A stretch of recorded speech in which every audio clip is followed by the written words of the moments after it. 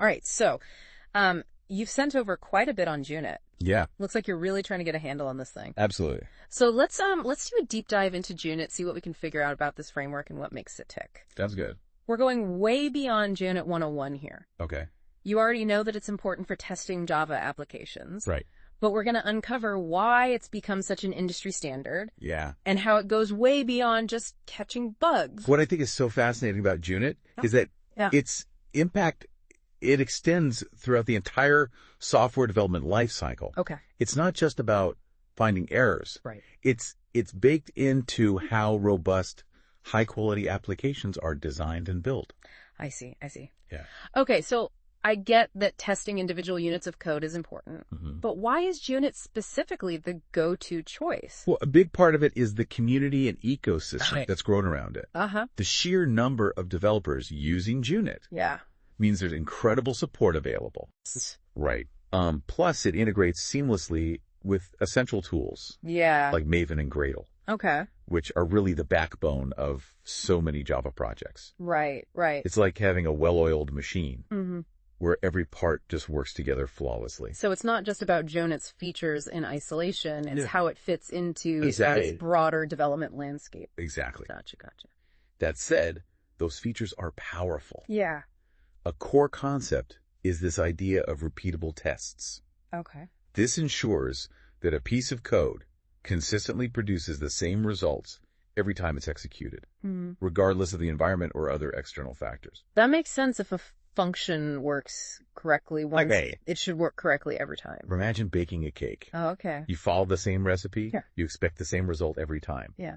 JUnit brings that same level of predictability to code. I like that analogy. And it achieves this through special annotations. Okay. Like @test it before each and after each. All right. These annotations act as instructions, telling JUnit when to run specific tests and how to set up the environment before and after each test. Hold on, annotations. Sure. Can you break that down a bit more? Sure. Let's say you have a simple function that adds 2 numbers. Okay. To test this with JUnit, you would write a test method and mark it with the @test annotation. Okay. Within that method, you'd use JUnit's assertions to check if the result of adding 2 and 2 is indeed 4. So the annotations are like signposts guiding JUnit through the testing process. That's a good way to put it, yeah. Okay, and what are these assertions you mentioned? Assertions are basically checks and balances. They're how you verify that your code is behaving as expected. Okay. JUnit offers a variety of assertions. Yeah. For instance, assert equals to compare values. Right. Assert true to check if a condition is true. Yeah. And many others. Gotcha. Think of them as automated quality control checks built right into your code. Okay, that makes sense. But what if we want to test the same function with different inputs? Okay. Like different numbers to add together? Sure. Do we have to write a separate test for each possible combination? That's where parameterized tests come in. Okay. Instead of writing separate tests for every single scenario, you can write one test that accepts different inputs. Oh, okay. Imagine testing a discount calculation function. Right. You could use parameterized tests to feed in various prices and discount percentages. Okay. Making sure the calculated final price is correct in every case. So it's like running one test with multiple variations. Yeah. Which must save a ton of time and effort. It does. But what about those scenarios where you actually expect the code to throw an error? Sure. Can JUnit handle that? Absolutely. Okay. JUnit is well equipped to test for expected exceptions. Okay.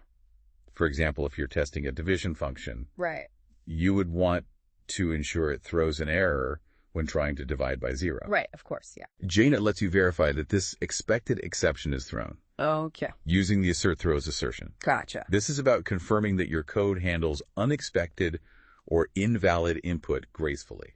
So it's not just about checking if the code does what it's supposed to. Right. It's also about making sure it handles errors correctly. Exactly. That seems really important for building reliable applications. Absolutely. But let's be realistic. When you're working on a large project, you're going to have tons of tests. You are. How do you keep everything organized? Right. And make sure you don't get lost in a sea of test cases?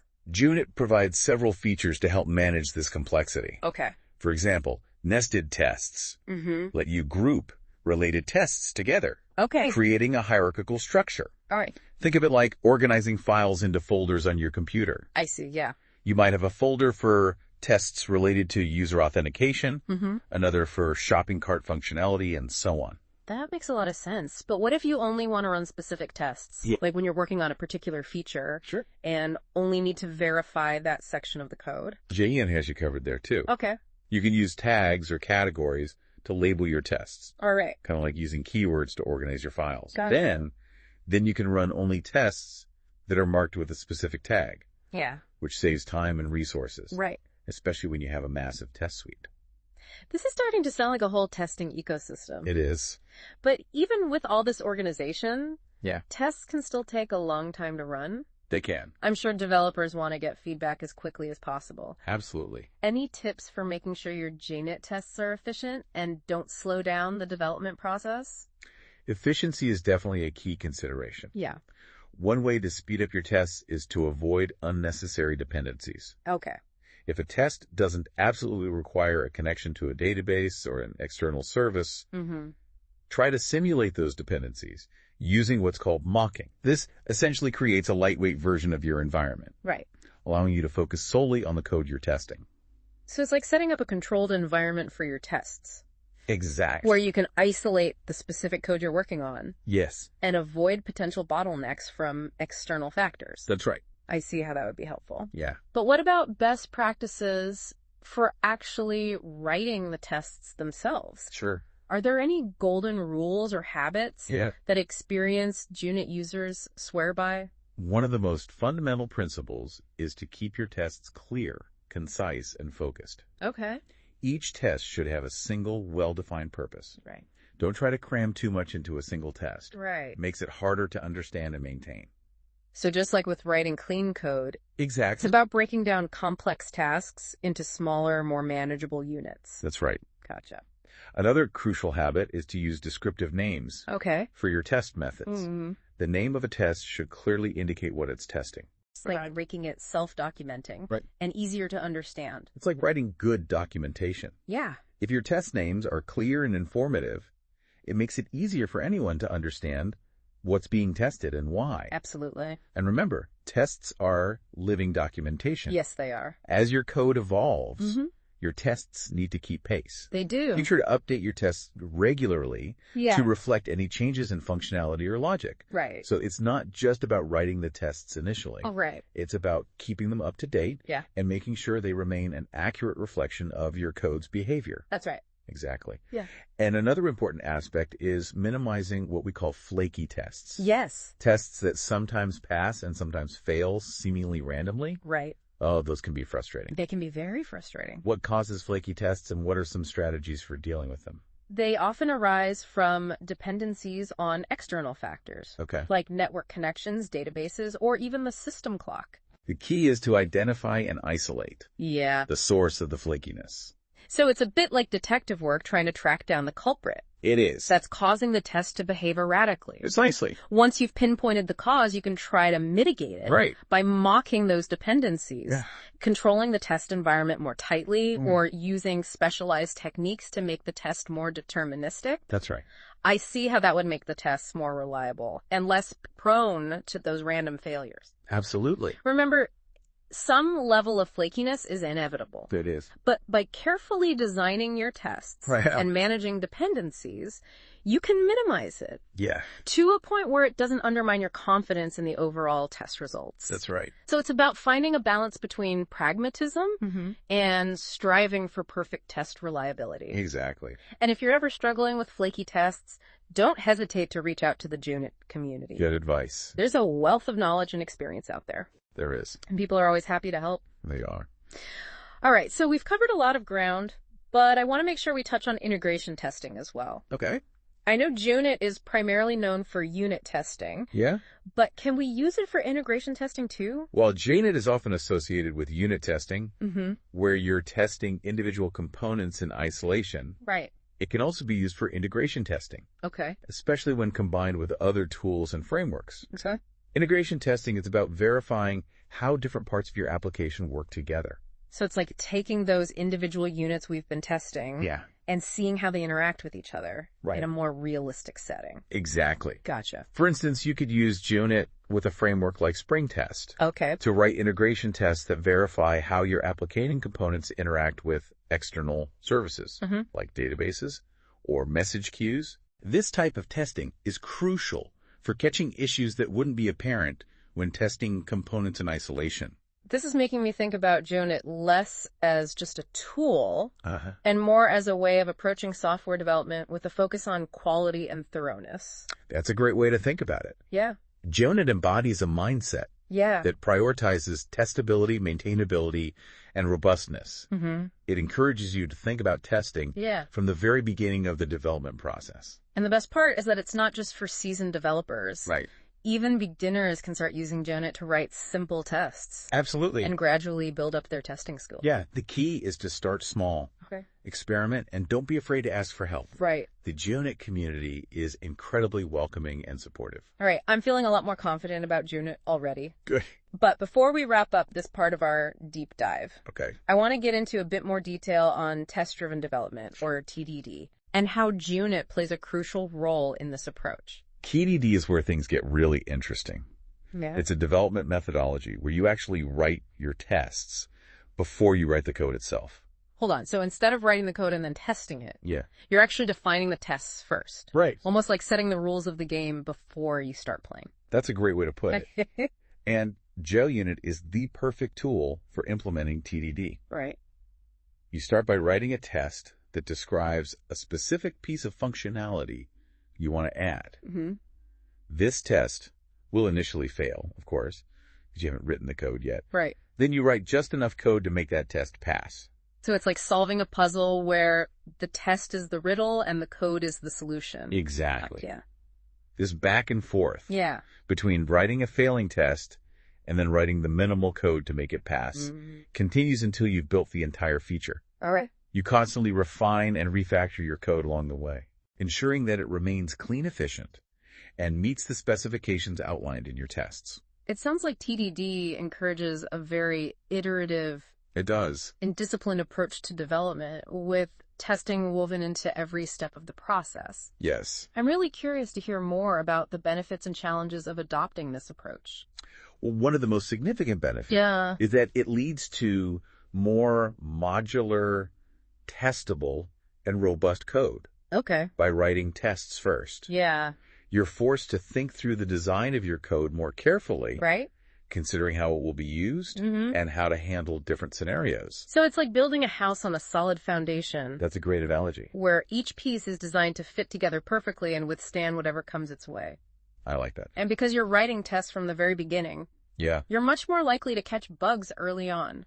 You are. Which saves you time and headaches down the road. It does. It's like having a safety net that prevents you from making major mistakes. I can see how that would be a huge advantage, especially in large, complex projects. Absolutely. And another benefit of TDD is that it fosters better collaboration. Yes. Between developers and testers. It does. When everyone is involved in testing from the start, it creates a shared understanding of how the code should behave. Right. And encourages a culture of quality throughout the entire team. That's right. So it's not just about the code itself. Yeah. It's about improving the entire development process and building a more collaborative and quality-focused team. Exactly. However, adopting TDD can also be a bit of a mindset shift for some developers. It can be. It requires discipline and a willingness to embrace testing as an integral part of the development workflow. Absolutely. Not just an afterthought. Right. So it's an investment up front, but one that pays dividends in the long run. Exactly. The rewards of TDD are significant. Yeah. But does require a commitment to embracing a new way of thinking about software development. This has been incredibly insightful. Good. I'm starting to see how TDD with JUnit at its core can really transform the way we build software. It can. And this is just the beginning. It is. The world of testing is constantly evolving. Absolutely. With new tools, frameworks, and techniques emerging all the time. All the time. It's an exciting field to be in. It is. I'm definitely feeling inspired to learn more and explore the full potential of JUnit. That's great to hear. Thank you for guiding us through this first part of our deep dive. It's been my pleasure. Okay, so we've laid the groundwork for understanding JUnit's role in the software development lifecycle. Right. But I'm eager to hear how it all comes together in a real-world scenario. Sure. Can you walk me through a concrete example of how JUnit helps address specific testing challenges? Let's imagine you're building a complex e-commerce platform. Okay. One crucial aspect is handling user authentication securely. Right. Yeah. Here's where JUnit shines. Yeah. You can write a series of tests to ensure your authentication system is rock solid. What kinds of tests would we be talking about here? For starters, you'd want tests to verify that only users with valid credentials can successfully log in. Okay. You'd also need tests to confirm that password hashing and salting are implemented correctly, right, protecting sensitive user data. So we're talking about testing not just the happy path, but also potential security vulnerabilities. Exactly. Yeah. You want to make sure your system can withstand malicious attacks, right, like brute force attempts or SQL injection. Yeah. JUnit can help you systematically test for these vulnerabilities by simulating various attack scenarios. That's pretty impressive. It sounds like JUnit is almost like a security consultant. Yeah. Helping us identify and address potential weaknesses in our system. That's a good way to think about it. Yeah. And let's not forget about testing for edge cases. Right. What happens if a user forgets their password? Okay. Yeah. Or if they try to log in with an incorrect password multiple times. Right, right. JUnit lets you simulate all these scenarios, ensuring that your system handles them gracefully and securely. This is making me realize that testing isn't just about finding bugs. Yeah. It's about proactively building a more robust and resilient application. Absolutely. And as your e-commerce platform grows, you'll inevitably need to make changes and add new features. Right. JUnit makes this process much safer by providing a safety net of regression tests. Regression tests. Can you explain what those are? Regression tests are designed to make sure that new code changes don't break existing functionality. Okay. As you add new features or fix bugs, you can run your suite of JUnit tests to ensure that everything still works as expected. And so it's like having a safety net to catch any unintended consequences before they make it into production. Precisely, this becomes even more important when you're working with a team of developers, where changes made by one person could inadvertently impact code written by someone else. This brings me to another question. We've talked about JUnit's role in unit testing and integration testing. Right. But how does it fit into the larger picture of continuous integration and continuous delivery? Okay. CI/CD. JUnit is a cornerstone of any robust CI/CD pipeline. Okay. In a CI/CD environment, code changes are frequently integrated and automatically tested. So JUnit becomes part of this automated testing process, ensuring that every code change is thoroughly vetted before it's deployed. Exactly. Imagine a conveyor belt where every code change is automatically picked up, run through a battery of JUnit tests, and then either moved forward for deployment or flagged for further review if any tests fail. That's an incredibly efficient way to ensure that only high-quality code makes it into production. It is. But how does JUnit actually interact with the other tools and systems involved in a CI/CD pipeline? JUnit integrates seamlessly with popular CI/CD tools. Okay. Like Jenkins Travis CI and Circle CI. Right. These tools can automatically trigger your JUnit tests whenever code is pushed to a repository. Right. Providing instant feedback on the quality and stability of the changes. It's like having an army of automated testers working tirelessly behind the scenes. Exactly. And with JUnit's reporting capabilities, you can get detailed insights into the results of your tests. Okay. Allowing you to quickly pinpoint any issues. Right. And address them before they cause problems. This is all starting to paint a really impressive picture of how JUnit helps streamline and secure the entire software development process. It does. But before we wrap up, I want to touch on one more aspect that I think is particularly relevant for experienced Java developers. Okay. The idea of code coverage. Code coverage is a metric that tells you how much of your code is actually executed by your tests. Okay. It's a good indicator of how thoroughly you're testing your application. So if I have 100 lines of code and my tests only execute 50 of those lines, my code coverage would be 50%. Exactly. And while 100% code coverage is often a good goal to strive for, it's not always practical or necessary. What are some factors to consider when deciding how much code coverage is appropriate for a particular project? The level of code coverage you aim for should depend on the complexity and criticality of your application. Okay. For example, a mission-critical banking application would likely require higher code coverage than a simple web application. So it's about finding a balance between thoroughness and practicality. Exactly. And there are various tools available that can help you measure and analyze code coverage, providing insights into which parts of your code base might need more testing. This has been incredibly helpful. I'm starting to see how JUnit code coverage and CI/CD all work together to create a powerful framework for building high-quality software. They do. And remember, the key is to approach testing strategically. Okay. Think about the risks and potential vulnerabilities of your application. Right. And then design your tests to address those concerns. So it's not just about blindly writing tests. Right. It's about writing the right tests. Exactly. To ensure that your application is robust, reliable, and secure. Precisely. And with JUnit's versatility and powerful features, you have the tools you need to create a comprehensive and effective testing strategy. All right, so we've explored a lot of practical aspects of using JUnit. We have. But I want to shift gears for a moment. Okay. And talk about the philosophical underpinnings of testing. Sure. You mentioned earlier that JUnit embodies a certain mindset. It does. Can you elaborate on that? At its core, JUnit encourages a mindset of continuous improvement. Okay. It's about embracing the idea that software development is an iterative process and that testing is an integral part of that process, not an afterthought. So it's about building a culture of quality from the ground up. Exactly. Where testing is woven into the fabric of development. Precisely. It's about acknowledging that bugs are inevitable. Yeah. And that the best way to deal with them is to catch them early and often. Right. Through thorough and systematic testing. It's like having a built-in quality control mechanism that helps you identify and address problems before they have a chance to snowball into major issues. Precisely. And this mindset extends beyond just writing tests.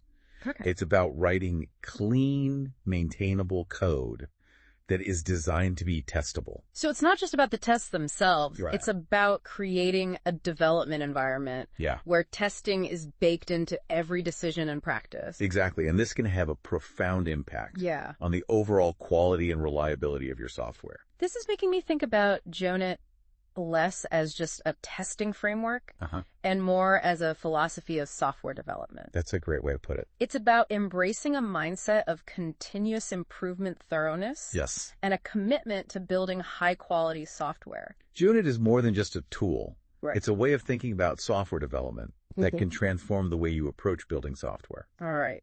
That's a powerful thought. I think we've covered a lot of ground in this part of our deep dive. We have. We've looked at real-world examples. Yeah. Explored JUnit's role in CI/CD, and even touched on the philosophical implications of testing. Yes, and we've only scratched the surface. Right. There's so much more to explore in the world of JUnit and testing in general. I'm definitely feeling inspired to continue this journey. That's great. But before we move on to our final part, I want to take a moment to acknowledge that the world of software development is constantly evolving. Absolutely. New tools and techniques are emerging all the time. All the time. That's absolutely true. The key is to stay curious, keep learning, and be open to new ideas and approaches. Right. So while JUnit is a fantastic foundation for building a robust testing strategy, it is. It's important to remember that it's not the only tool in the toolbox. Exactly. And as you gain experience and explore different testing frameworks and methodologies, you'll develop your own unique approach to building high-quality software. All right, that's a great note to end on. Good. I'm excited to see where this conversation takes us in the final part of our deep dive. Yeah, I'm ready whenever you are. Okay, so last time we were talking about how JUnit encourages a certain mindset. Right. This commitment to quality and continuous improvement through testing. But I'm curious to hear your thoughts on how that mindset can be cultivated. Okay. Especially within a team of developers. Sure. You know, it's one thing to embrace these principles individually. Right. But how do you actually make it part of the team's DNA? That's a great question. Yeah. And it gets to the heart of building a strong engineering culture. Okay. One key aspect is fostering a shared understanding of why testing is important. It's not just about meeting some arbitrary metric or checking a box. Right. It's about delivering reliable, maintainable software that meets user needs. So it's about shifting the perception of testing from a chore Yeah. to a valuable practice that benefits everyone involved. Exactly. Yeah. And that often starts with leadership. Right. When team leaders and senior engineers actively champion testing Right. and demonstrate its value through their actions, Yeah. it sets the tone for the entire team. So it's about walking the walk, not just talking the talk. Absolutely. Lead by example. Okay. Write tests for your own code retests thoroughly and celebrate successes when testing catches a critical bug before it reaches users. That makes sense. But what about those developers who are resistant to testing? Sure. How do you bring them on board? Sometimes resistance stems from a lack of understanding or experience with effective testing practices. Okay. Provide opportunities for training and mentorship. All right. Pair experienced testers with those who are new to JUnit, allowing them to learn by doing and see firsthand the benefits of a well-written test suite. So it's about creating a supportive environment where learning and collaboration are encouraged. Precisely. And don't underestimate the power of positive reinforcement. Okay. Acknowledge and appreciate team members who consistently write high-quality tests and who help others improve their testing skills. Yeah. Make it clear that testing is valued and recognized within the team. That's a great point. It's about creating a culture where testing is seen as a core competency. Yes. Not just an optional extra. Right. And remember, building a strong testing culture is an ongoing process. Yeah. It takes time, effort, and a willingness to continuously adapt and improve. Okay, so we've talked about the why and the how of cultivating a testing mindset. Right. But let's get a bit more tactical. Sure. What are some practical tips or techniques that developers can use to write more effective JUnit tests? One of the most important things is to write tests that are focused and specific. Okay. Each test should have a single, well-defined purpose. Yeah, right. Avoid trying to cram too much logic or too many assertions into a single test method. So it's about breaking down complex testing scenarios into smaller, more manageable units. Exactly. Think of each test as a mini experiment. Okay. You're setting up a specific scenario, executing your code, and then verifying that it behaves as expected under those conditions. That's a helpful analogy. It helps to think about testing in terms of setting up controlled experiments. Yeah. To isolate and verify specific aspects of your code's behavior. Another crucial tip is to use descriptive and meaningful names for your test methods. Okay. The name of a test should clearly convey what it's testing.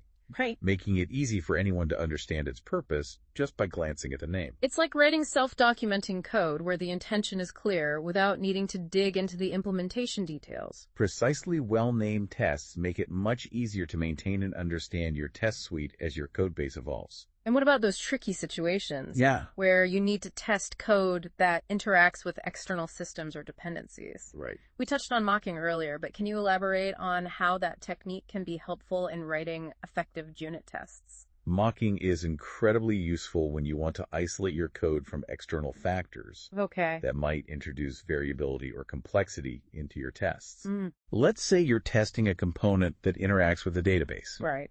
Instead of setting up a real database connection, which can be slow and resource intensive, you can use a mocking framework to create a simulated version of the database. So you're essentially replacing the real dependency with a controlled stand-in that behaves in a predictable way. Exactly. This allows you to focus on testing the logic of your component in isolation. Okay. Without worrying about the complexities of interacting with the real database. That makes sense, but how do you ensure that the mock behavior accurately reflects how the real dependency would act? Right. Wouldn't there be a risk of creating tests that pass in isolation but fail in the real world? That's a valid concern. Yeah. The key is to carefully consider the interactions between your component and the dependency. Yeah. And then define mock behavior that mirrors those interactions as closely as possible. So it's about understanding the contract between your code and the dependency. Right. And then replicating that contract in your mock setup. Precisely. And it's often helpful to collaborate with other developers or testers who have experience with mocking to ensure that your mock setup is realistic and effective. This has been incredibly helpful. I'm starting to see how JUnit, combined with techniques like mocking and a focus on writing clear focused tests, can empower developers to build truly robust and reliable software.